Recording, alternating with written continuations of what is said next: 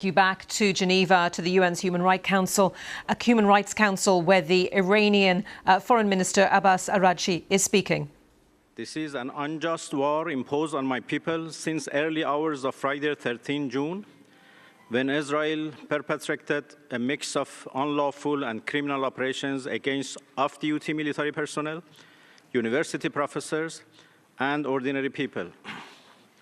Hundreds of my fellow Iranians have been killed and injured following Israel's surprise armed attacks and terrorist operations on residential areas, public infrastructures, hospitals, health centers, and of course, the Foreign Ministry.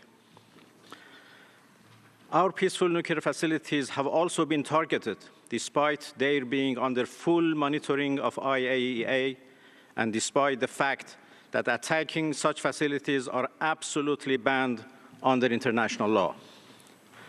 Israeli attacks on nuclear facilities are grave war crimes, given also the danger of environmental and health catastrophe as the result of radiological leakage. Mr. President, Iran, a founding member of the United Nations system, rightfully expects each and every one of you to stand for justice, rule of law, and basic tenets of humanity and ethics. Iran is under a merciless act of aggression. This is crystal clear fact, must not be allowed to be twisted upside down by Israel and its backers. Israel's aggression on Iran cannot and must not be justified by any legal or moral standards. Any justification for this unjust and criminal war would be tantamount to complicity. Iran is defending itself against the barbaric aggression. We are entitled, tasked, and determined to defend our territorial integrity, national sovereignty, and security with all force. This is our inherent right, as also clearly recognized under Article 51 of Charter. Dear colleagues, the peace and rule of law are at serious stake as the result of Israel's unlawful invasion of Iran. Israel is committing war crimes and crimes against humanity.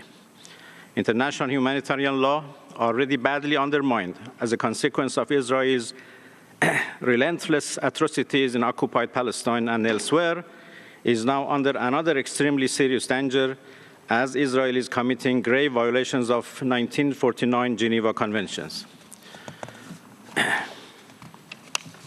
Mr. President, Switzerland is the custodian of Geneva Conventions and protocols on IHL and has an important responsibility in this regard. Indeed, every state party to 1949 Convention shall shoulder their responsibility under these conventions, in particular, Common Articles 1 and 3 of these conventions.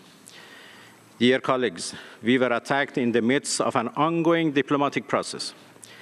We were supposed to meet with Americans on 15 June to craft a very promising agreement for peaceful resolution of the issues fabricated over our peaceful nuclear program. It was a betrayal of diplomacy and an unprecedented blow to the foundation of international law and UN system. Let me be clear. If there is any use of costly systems and mechanisms we have created for the past 80 decades to preserve human rights and dignity, now is the time to do it. We need action now. Otherwise, the whole UN-based international law system would corrode badly. This is a historic moment for human civilization when a civilized nation has come under an unjust war of aggression. The world, every state, every UN mechanism and body has to be alarmed and has to act now to stop the aggressor, to end impunity, and to hold the criminals accountable for their unending atrocities and crimes in our region. This is a call from someone who has allocated his whole life to dialogue and diplomacy, but who also is a veteran of an imposed war by Saddam regime and knows how to defend his beloved motherland. Thank you so much. Thank you, Excellency. Excellencies, And that was the Iranian Foreign Minister Abbas Araghchi addressing the Human Rights Council in Geneva.